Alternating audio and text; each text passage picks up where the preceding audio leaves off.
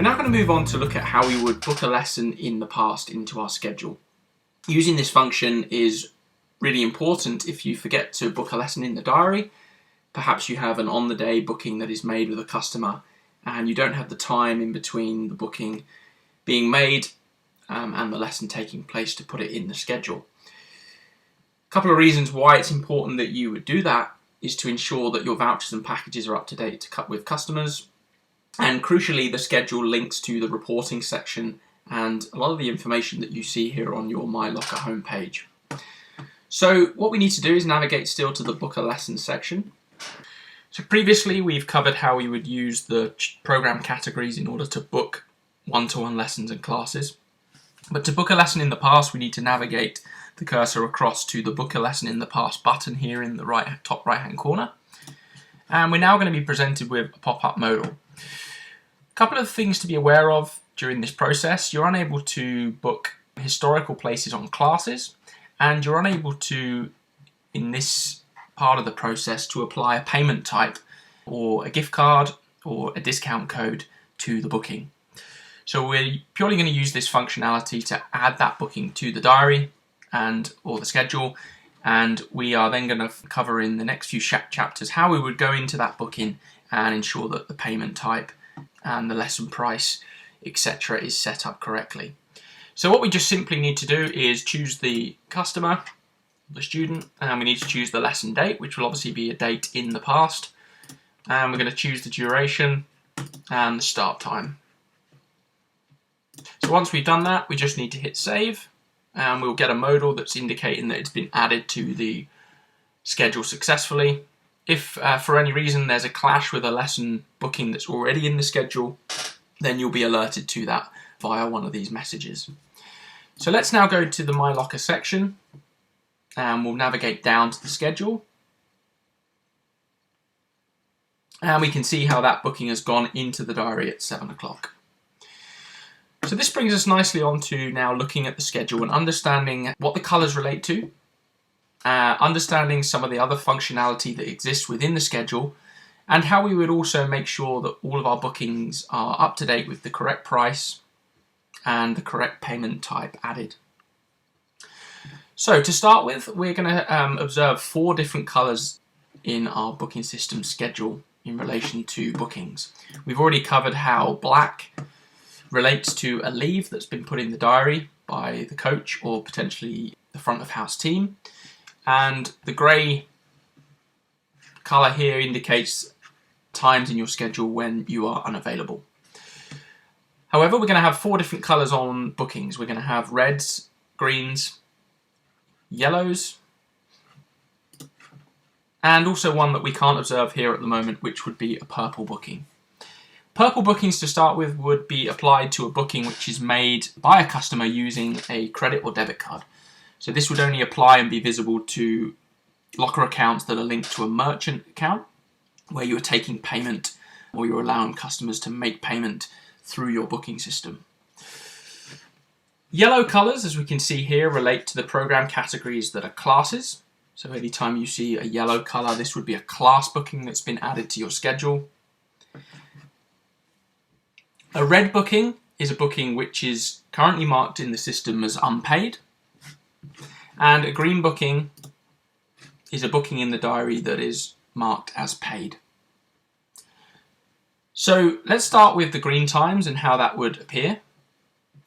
The booking may be marked as paid if a customer has made the lesson booking, if they have potentially used a gift card amount, or they have applied a voucher or a package amount to the booking. Also, potentially, you will go into the schedule, and if you've received a payment directly to yourself, you will then go into the schedule and mark that lesson as paid, and we'll cover that in a moment. Red bookings would be unpaid, and that will be where a booking has been made by a customer or the coach using the Pay at Club option within the booking system. Or potentially you have added a historical lesson to the schedule. So we made that demo level 2 booking in the past, and as we're unable to add a payment type at that moment, the lesson booking has gone in as red. So let's start going through some of these bookings and making sure that we understand how to update the payment type and the prices, etc. So let's go into this one, John Stevens, and what we're going to start with is ensuring that you're able to update the price of a lesson so that it's correct within the schedule. Some of these scenarios will be covered in the FAQ and scenario booklet that you'll be provided with by our team. However, it's really important within the schedule that two areas are as accurate as possible. Firstly, the price that's associated to the lesson, and secondly, the time that's allocated to that lesson in the schedule. So let's say, for instance, John Stevens, the original lesson price was £30 that was put into the system, and that we delivered a lesson that covered that length of time. So we delivered the lesson that was 30 minutes. However, let's say for some reason John Stevens only paid us £25. We need to now go into this lesson booking and edit the price. So we would simply click on the lesson and we would hit edit price, and we can now just change the payment price within this section. So we're going to change it to £25 and we'll hit continue. And if we go back into the booking now, we can see how the price has changed to £25. So I'm happy with the accuracy of the length of time of the lesson. However, the price needs to be edited within the system itself. So the next thing we need to do now, as this lesson booking was a couple of days ago, we need to go into John Stevens' booking and we need to mark it as paid. So in this scenario, let's say John Stevens has paid us directly via cash. We're going to go in and we're just going to simply hit the mark as paid option. We're going to hit update, and we're then going to see a modal with two different options. The sub-payment types are cash and PDQ. So it's really important at this stage that we're always applying payment type as cash for a payment that's been received directly to the coach. So some of you may have PDQ terminals where you're taking card payments. However, it's really important that even if you're receiving a card payment directly to yourself, you still mark that payment type as cash. The reason being is that in the reporting section, payments that are made via a merchant account, so a credit or debit card, will appear as a PDQ in the reporting. So if, for instance, you take a payment using a card machine yourself, and then you go into this section and you mark it as PDQ, the reporting section will highlight that as a payment which has been made through a merchant account, which may just affect how you're sort of structuring your relationship with a venue or academy, etc. So as a general rule of thumb, any payments that are made directly to yourself will be marked as cash. So in this example, we did receive cash, so we're going to mark it as cash and hit save. And we can now see how the payment type has changed to green. Okay, so what we're going to do now, let's go down to this next red time, Tony Roberts, and this time the lesson is obviously marked as unpaid at the moment, and we're happy that the lesson price is accurate. We're happy that the lesson time was accurate. However, Tony Roberts decided that he wanted to pay with a package or a voucher, which subsequently he has potentially bought with you, and now we need to apply that to this booking. So let's go into his account. We're going to go on change payment type, and we get the option to pay via a card, which would only be relevant if it's linked to a merchant account. And we now have the two options, either voucher or packages. So let's go in and choose packages, see if Tony's got any information. Okay, he hasn't got any of those credits available. Let's go see if John Stevens here. So again, same scenario. We're happy that the length of time and the price is correct. Let's go change payment type. We're going to go with packages. Okay, so we can see here that there's an available package listed with me, Coach Joe Bloggs, for a total of 90 credits remaining. So this player has got enough credits in their account to apply this to the booking. So what we're going to do is, all we need to do now, this gentleman, John Stevens, has subsequently bought a package of sessions, and we need to make sure that we mark this session lesson as paid using those credits. So we go into change payment type, packages, hit the radio icon, hit update, and you're just going to hit continue and hit OK, and we can now see that that time has gone green. If we head back into it, we can also see that the price is the same, but the payment type has now been changed to package. During this process, what you might notice is that the payment type will change to package and the price would go down. So the price originally on the booking was £30, but the price then may automatically go down to say £28.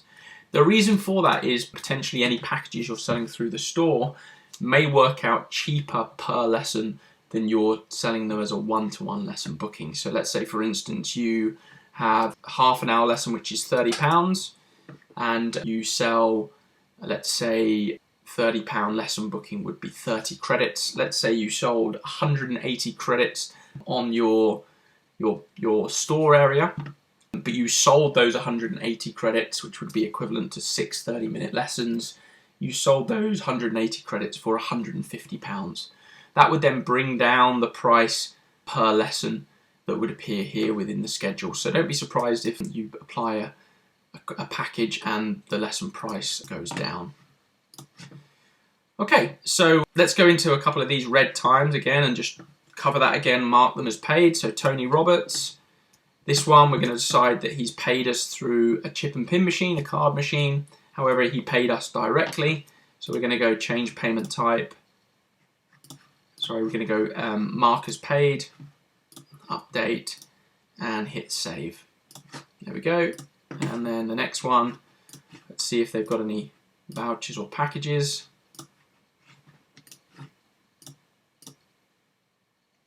None available. So let's say we're just going to mark it as paid, update, and again we're going to choose cash and hit save. There we go. So we now got all of those red times that have gone green. The system now knows that those lessons are marked as paid. And so the schedule now is fully up to date. Let's now move across to the next week and explore a couple of other different bookings. Let's move across here and head to a class. So we've now got some classes here in the schedule, and let's go into that class and find out the attendees.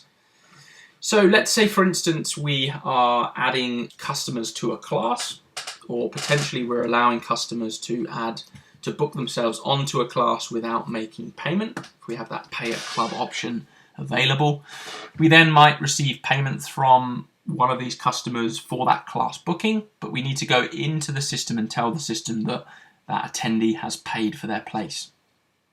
So a couple of things to be thinking about. If we go into that booking now, let's say Demo Basic here, who's booked onto this golf camp, has paid us directly £120 for that booking.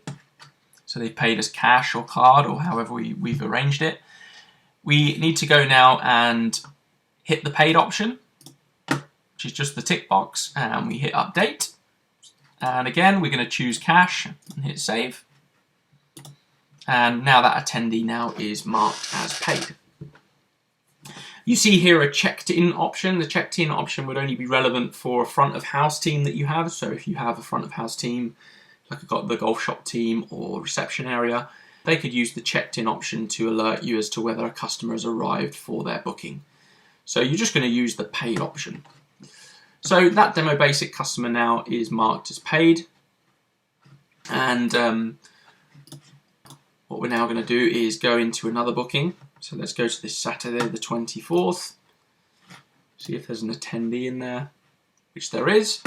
So within here, we can also do the same as what we did in the one-to-one lesson booking. We can mark it as paid, just like we've done, and we can also update the price amount. So let's say this booking, for some reason, has been adjusted to £70. We can go ahead and hit save, hit continue, and we can see that the class price has been updated successfully. So you can edit the price within that functionality there. Let's go ahead and mark it as paid, hit update, choose the cash and hit save.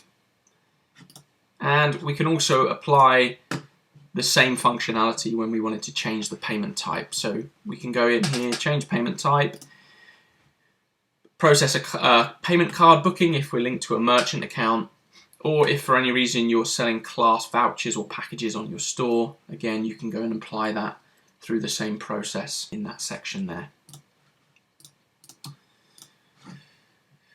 So let's go through the schedule again, see if there's any other areas that we want to explore. And let's go back to this one here, the 29th, and I'm just going to quickly mark it as unpaid just to cover one more scenario. Okay, so we're actually here on Wednesday the 31st, and we can see here we've got a red time, which was that demo level 2 booking. And we can see that it's marked as unpaid, it's red at the moment. So let's say, for instance, that the customer on the day only decided to have a 30-minute lesson. So what would be a really easy thing to do is to go in here and just adjust the price. So £40 is for a 45-minute lesson, but the customer only ended up taking 30 minutes. So we just adjust the price to cover that. However, what you need to remember in terms of the accuracy of your schedule is that the price may be correct. However, the lesson time is now incorrect. So this is really going to affect your price per lesson revenue, and it's also going to affect your capacity figures. So what you would need to do in this scenario, which brings us on to the next set of functionality that we need to be aware of, is that we actually need to go into this booking now, and we're actually going to go ahead and delete the booking. So to delete a booking in the schedule, all you need to do is go into the booking itself, and you're going to go down to delete lesson, and you're going to hit continue. And we can see now that that booking has been removed. So in that scenario, what we would then do is go back to the book a lesson option, choose book a lesson in the past, choose the same customer and the date, but we're going to go ahead and now just add a 30-minute option. And that booking was at 7 o'clock. And we can hit save. So if we go back to that schedule area, we can now go back into that booking. We've got the right price, we've got the right lesson time, and we can just mark it as paid. So we know now that the schedule is fully updated and is going to be accurate in relation to all our reporting areas.